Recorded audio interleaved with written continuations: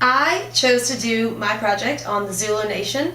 Some of the rappers that are still around today that you might know about that are members of the Zulu Nation are Q-Tip and Phife Dawg, which make up A Tribe Called Quest, De La Soul, Mos Def, and the X-Clan. The Zulu Nation is an international hip-hop awareness movement. It's a band of people that come together and they always are trying to aid their community, hit the target age of vulnerability, which is usually males, but a lot of times women, ages 15 to 24, and just inspire them in a positive way, a lot of times using hip-hop as an artistic outlet where you can get together and rap out how you feel about political and social and economical standings in the world. The group itself stands for knowledge and wisdom, understanding, freedom, justice, equality, peace, unity, and love, respect, work, fun, overcoming the negative to the positive, and they want to teach everybody economics, mathematics, science, life, truth, facts, faith, and the oneness of God. When it comes to religion, the people of the Zulu Nation aren't very concerned with which God you believe in or what rules you follow, because they understand that there's billions of people in the world and not everyone's going to agree on who God is or how you achieve eternal life and happiness. So they just don't think that it makes any sense for people to be fighting, because you're all going to die one day and you all are worshiping a supreme power. So it doesn't make sense to fight over whose God is the real God, because if you all come together and are just all worshiping a supreme power, then there's a lot more things you could agree on, and I think we all know that there would be a lot less fighting. The message that the Zulu Nation is trying to send is that knowledge is to know, and it's the foundation of all things in existence. If you use your knowledge to gain wisdom, wisdom is the key to understanding everything in the world. You understand what the right path is from the wrong path, and then you can teach others that you care about wisdom. If you use, they like to call it a third eye, which is obviously not the two eyes that you see things directly with, but the eye that you use to see the big picture. And that way you can understand things from somebody else's perspective, and it will help you to decide what you want to do about a situation a lot more logically. If you use these three elements to build a better world and teach people, then hopefully they want to rid all humans of the world of racist mentalities.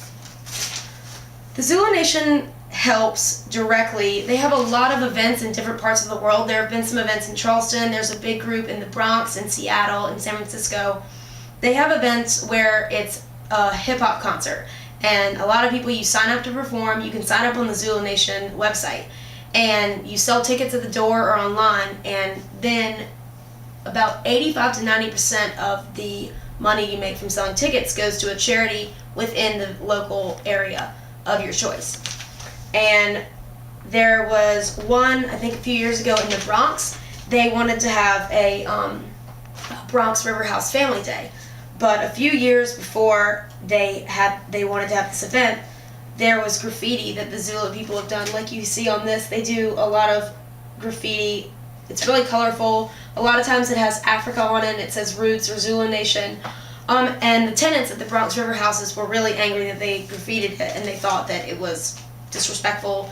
And I understand where they're coming from, because, I mean, nobody wants graffiti on their buildings, but they said that it was a meeting spot for where drug deals went down, there were robberies there and shootings, but when the tenants were asked by the police to name specific events, they couldn't name any. And then they told Africa Mabata himself that Zulu Nation people were harassing them because they were angry they got asked to leave the Bronx River House.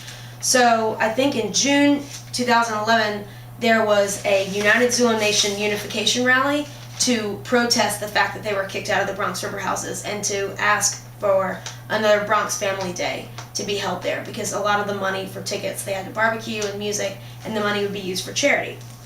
So a lot of people that didn't understand it thought that the Zulu Nation was a gang, but really all they were doing was helping people and giving back to their community. The Zulu Nation, they really only have two main rules. One is that all actions must uplift and respect the Zulu Nation, and another is that you must always be at peace with yourselves and others, and that way you respect everybody in and not in the Zulu Nation. And when you are respecting everyone and they see how well everyone's getting along and that you're making a change, then everyone's going to want to join, and then it would be a lot easier for everyone to come together and help their community. The goal ultimately is to spread the message of love, peace, and unity amongst all races and genders. and anybody can get involved. On the Zulu Nation website, there is an application link. You can sign up. They ask you a few questions about why you want to help, what you would do to help, where you live, how old you are, if you can work well with groups, and you can sign up. Doesn't matter who you are, what you look like, what gender you are, anybody can sign up.